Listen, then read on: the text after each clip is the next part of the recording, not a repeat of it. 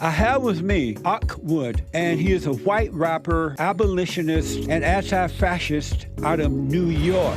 Awkword, welcome to the show. Thank you for coming on. Thank you. I got a quick question for you. Yes, sir. Did the white rapper come from me calling myself that as a joke on Twitter, or is it just because I'm a white rapper? On Twitter. Okay, got you. Okay. So are you still a white rapper? Yeah, still white, still a rapper. Why do you call yourself a white rapper? Because I watching some of your videos, you say you're a Jew. Yeah. Why are you called not a Jew rapper? Because it's kind of a sly comeback or something in response to people who in the midst of attacking me for their own selfish and unhelpful reasons use that among many other insults and whatever. So it's basically just saying, yeah, sure, I'm a white rapper. It's like similar to saying in response to them, I'm a real life activist, as opposed to someone who does a lot of tweeting and that's about it. And so when I look at you, I don't see Jewish. I see a white guy. So are your parents both Jewish or one white and one Jewish? I'm 100% Jewish, and I am 1/4 Palestinian. Oh, okay. And so you're also an abolitionist. Abolitionist. There you go. What is an abolitionist? What does that mean to you? What is it that you want to abolish? So two different questions. What I want to abolish is mass criminalization and carceral punishment in the United States and ideally worldwide, but I can only focus so far. The answer to the first question is more a mindset and a way of living. As my friend Dylan Rodriguez said, it's not a trademark, and it's not a conclusion. It is something that will continue throughout history as we continue to strive toward a fully abolitionist society. But an abolitionist as a human being is someone who believes in transformative justice instead of punitive so-called justice. Someone who believes in community, mutual aid, and someone who believes that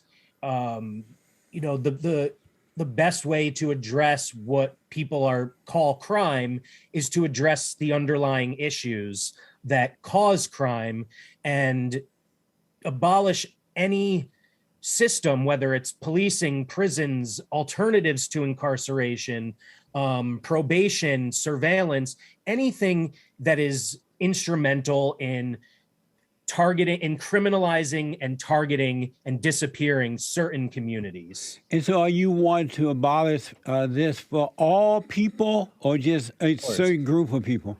No, everybody. Even white people? Even white people. Okay.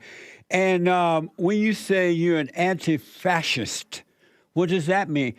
See, I'm black and slow, so I need to break it down.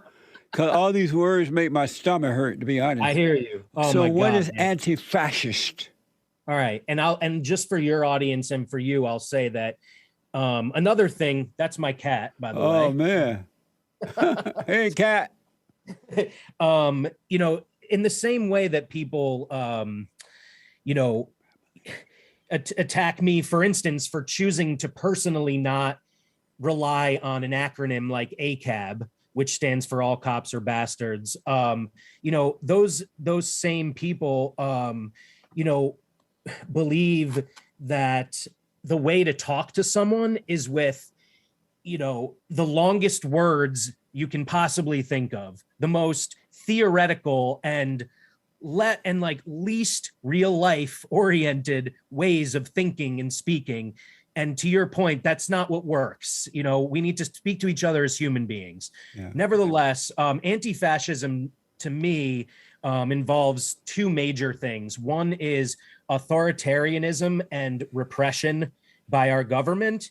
And the other part is, hearkening back to World War II, which continues to this day, as it relates to racism, white supremacy, white nationalism, Nazism, anti-Semitism, anti-LGBTQ, anti-immigrant, anti-indigenous. So fascism, to me, incorporates both of those things. It is possible for a government to only be fascist and equally apply its repression, but in the United States, it's not equally applied.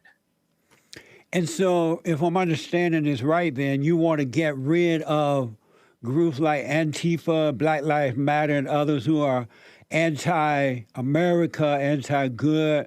They're very violent and destructive. You want to get rid of those people or groups like that? No, the exact opposite. What does that mean? Well, 93% of the protests in 2020 were peaceful. And there's ample evidence of the fact that there were infiltrators from the far right who created the violence that was there, along with the cops who responded with tear gas and bullets and kidnappings to people throwing water bottles. So the idea that Black Lives Matter, which, by the way, is a concept and an idea in addition to a national organization, two separate things. But completely. You have to admit that they were very violent and destructive because they burned down the country, they killed, they robbed. No, they didn't. No, they didn't. You live in America? You're very misinformed. Oh, so I didn't really see what I saw? You saw what propagandists and other propagandists want you to see. I mean, if you're looking at the videos of someone like Andy Ngo, who intentionally removes anything that would actually show the truth and only shows, for instance, a so-called Antifa response, that's not real. Amazing. So if Antifa, and I don't know how much you know about Antifa, I don't know a lot about it, I just see the violence and destruction they cause.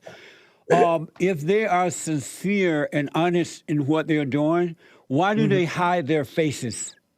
The same reason Nazis hide theirs. The same reason the Klan has worn hoods for generations. So they're just like those people? What question is that? They're Dude, like that's those. A ridiculous question. What? And so what do you mean by that? The same as the Klans and others? I mean that if you're on the side of the Klan and the Nazis, what makes you think that the opposing side, which is against racism and oppression and inequality and inequity, should not also wear masks? Masks are important because even video is manipulated. There is no reason why you should go to a protest knowing there's photographers on both sides and will use your personal image however they want. It's idiotic to not wear a mask. So the Klansmen did the right thing by wearing the hood? Sure. Oh, If they want to hide the fact that they're racist, of course it was the right thing. So it sounds like, and I didn't notice, it sounds like you support Antifa and Black Lives Matter. You support them. Absolutely. Amazing. Do you support the quote-unquote white supremacist group who try to protect themselves from Black Lives Matter and Antifa? Do you support them? That didn't happen. No, I'm asking you, do you support them? Your friends are the violent ones. No, you're not answering the question. Do you support them to defend themselves? Your question is based on something unreal. No, the question is to learn. I'm trying to learn. I told you I'm black and slow. Bro, you're not trying. Bro, you're playing a role, and you are absolutely not trying to learn. No, I am. I really am. So I just want to know: do you support the so-called? The answer is no. I don't support white supremacists. Why not? And as a black man, neither should you. Why not? Why don't you support them? You support everybody else defending them. This interview is over. This interview's over. What does that mean? He ran. Is that real? Come back. Come back. Don't go. I'm surprised he ran. Awkward. AWK, WRD, Awkward ran. I'm really trying to break it down because a lot of this stuff I don't understand, folks, to be honest. If you see Awkword walking down the road in New York, ask him why did he run from the father state, Jesse Lee Peterson's show. I have so many other questions to ask him. And I really, really, really, really, really, really want to understand. So that's why I'm breaking it down. And I'm thinking what's good for the goose is good for the gander. What the? Awkward put his tail between his legs and ran from the black man. What the?